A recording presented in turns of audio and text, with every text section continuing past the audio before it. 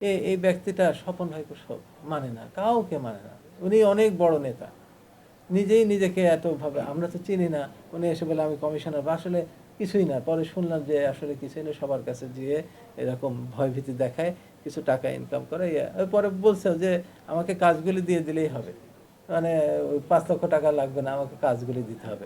কাজগুলি দিব কি করে? এক এক মাসে বোধ হয় 60-70 হাজার টাকা বেশি দামে সে জিনিসপত্র দিচ্ছে। আমি বলছি আমার কি দরকার, আমি ফ্রি খাওয়াইতেছে, আমি নিজে যাই কিনবো। আমি বাসা থেকে আসার পথে কৃষি মার্কেটে টান দিয়ে ঘুরে আসতে পারি।